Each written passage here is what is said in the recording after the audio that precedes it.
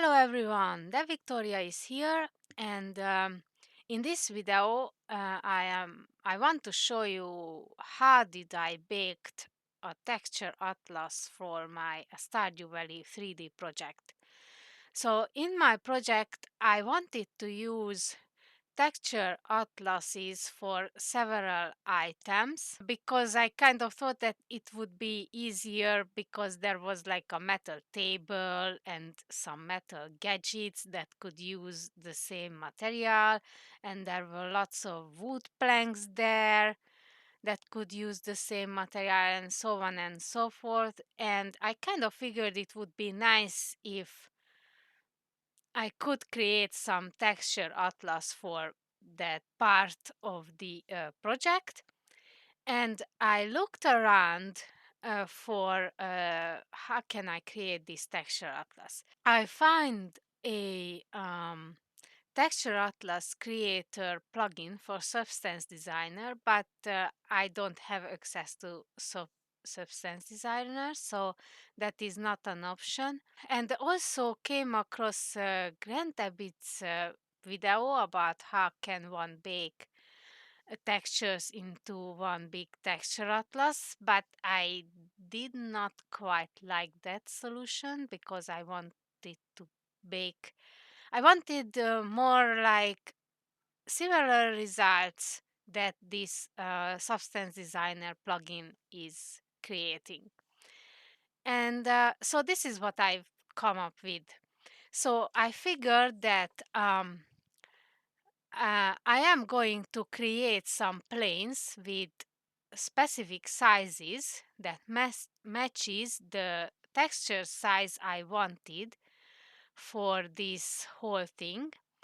So I adjusted in the scene settings the units to be millimeters. And I figured, for example, this wood planks rough material that I got from textures.com.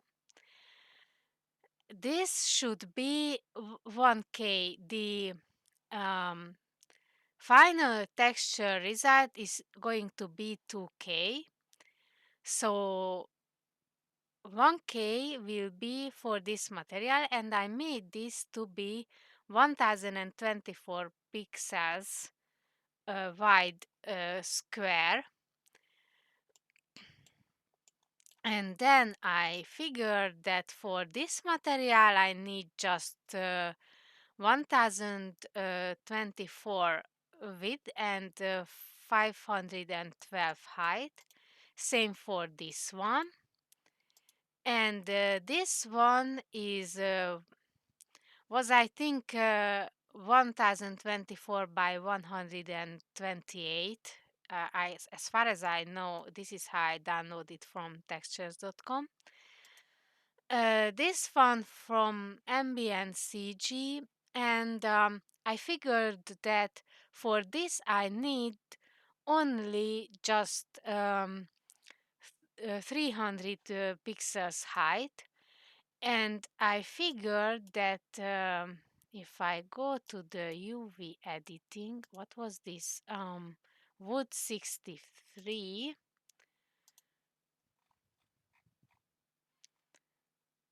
So let's grab this, and if I select this, you can see I adjusted the UVs to match this area of this texture.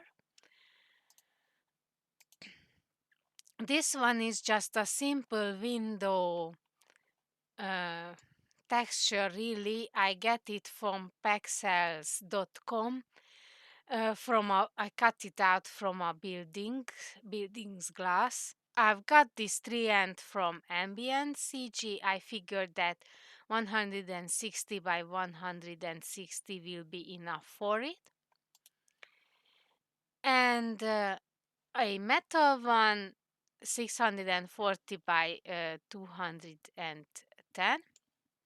And by the way, all of these meshes have two UV maps. One is the UV map for the texture itself. So like for example, this is for this one. So this one is for this texture. And if I switch, I'm going to talk about this later. So I'm using the UV map to match the textures, match the UV coordinates on the original materials. And finally, I've got this metal texture. And I join this together into one plane here. I created another UV map, and this is the UV map atlas. And I simply just selected the UV project from U bounds, and it filled the whole area with this proportion for the textures itself. And so, but in order to bake this, I had to modify each material because you cannot really have like a bake material or something in Blender separately. So I wanted to bake the diffuse, the roughness, the normal map, the height, the displacement, the metallic, and the ambient occlusion. Just this couple of data. So I added these textures for this, and I made sure that they are going to use the UV map atlas here. So I added all of these to all of these materials. So let's start with baking the diffuse. And I have to go through all of these materials and select the diffuse in each, because otherwise Blender breaks whatever you select, whatever is selected in each of these materials. So now the diffuse is selected, I can go to the bake tab and I can bake the diffuse and only the color. There's no need to select it to active. I don't really need to clear the images because these are all cleared 2K images. And also I don't need any margin whatsoever because this is what I want to bake. So let's hit bake and see what happens. And it doesn't work and I don't know why. I figured out what went wrong. But I'm going to leave it in the video because probably you might learn from it. First of all, I switched to a GPU compute. I have on RTX 3060 video card, and actually it seems that the CUDA is faster than optics, so I switched to CUDA. But probably this is totally not related to the problem because the CPU bake is produced the same result. So the problem was that these two materials were metallic. And if I remove the metalness data, then the bake succeeded. So let's see if I can reproduce the successful bake.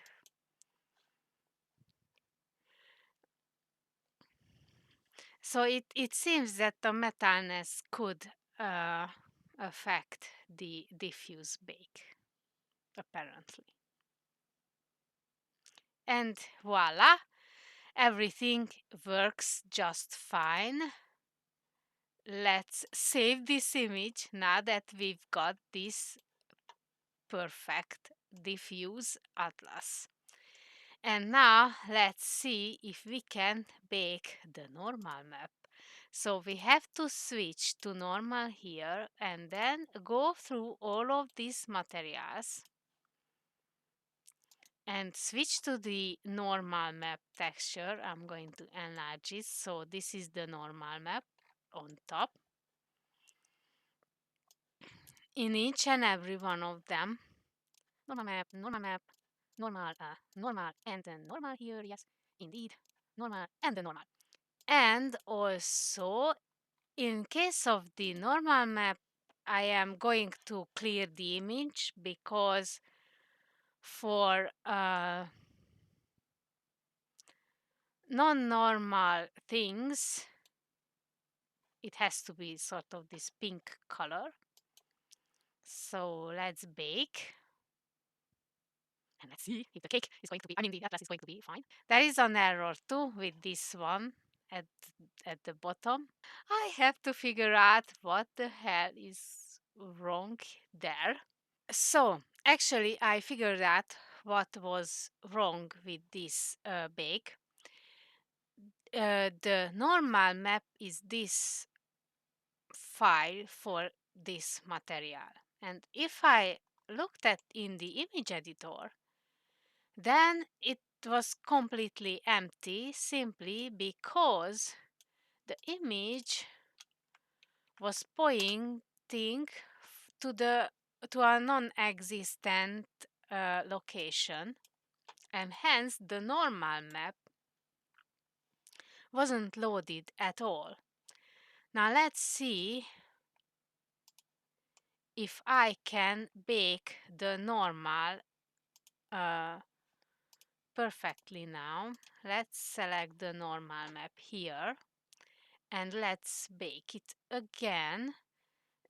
Similar setup, clear image. And voila, it's successful. So if something wrong, we'll have to check if the image is in fact in a right location. I leave that in this mistake because just in case similar thing happens with you.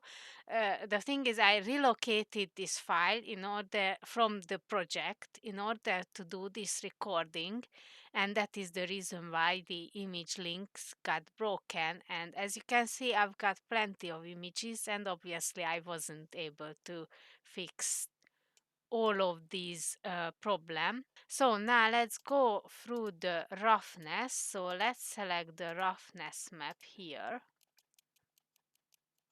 And roughness, and let's bake the roughness. We don't really need to clear the image, so let's see what is happening here. And now as you can see, this one is perfectly fine. Let's save this then. Okay, now the problematic bakes, the metallic, the ambient occlusion, and the height map. So technically we can bake ambient occlusion, but there isn't any ambient occlusion data. This is just a flat plane, so that is not going to be appearing anywhere. And as far as I know, there isn't any way to bake the metallic map and nor the height map. So we should do a really old-fashioned trick. Let's start with the metalness. So I'm going to put the metalness data into the emission. Because if all else fails, you can put the data you want to bake into the emission. Obviously, these don't have any metallic data because these are all wood. So the emission can stay as black. And now let's go through here and choose the metallic map in all of these. Yes, it's quite boring. I know. And now Let's go to the Bake tab and let's select the emission. We don't really need clearing the image. So let's bake this. And now we've got the metallic data and we can save this. So same with the ambient occlusion. Let's check because we should set some ambient occlusion data, but for example this metal 46, I couldn't get the ambient occlusion data, and I figured that if I look at this metalness data, that might be good for the ambient occlusion. This is totally white. Or the other option is I can use this displacement for this ambient occlusion because the black areas are deep inside, so the ambient occlusion could be black. So yeah, I think I am going to prefer go to the displacement in this material, and let's put it into the emission. And now the metal 47, I'm going to this one hasn't got ambient occlusion either, so I think I'm going to go with the displacement here as well. The 3 end yet again doesn't have any ambient occlusion. We can just say that it is going to have zero ambient occlusion. The window glass doesn't have really any texture, so it can be zero. The wood 64 got an ambient occlusion, so we can put this into the emission. The old log 2, wood planks,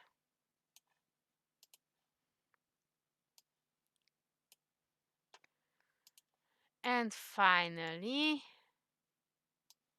this other wood plank. So now I think this is looking all fine. Now what we should do is yet again go with the ambient occlusion in each texture. Very exciting thing to watch, I guess. You might wonder if she's missing anything out or not. Okay, now let's bake the emission yet again. So yeah, as you can see, we've got a nice ambient occlusion bake here. We can save this. And finally the height map.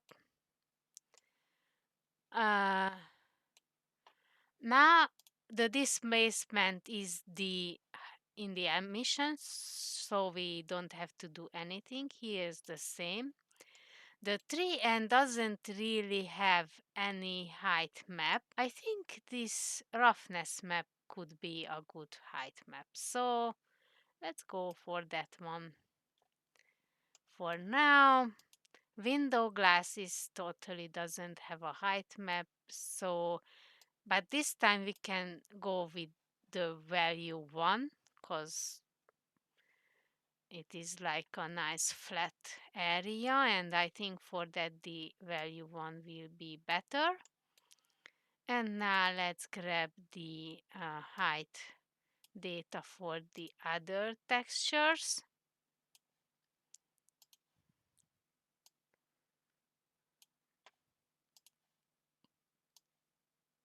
Okay, and now I should go through all of these and speak and select the height map yet again. Very exciting part. Okay, and now I can bake the emission again. Yay!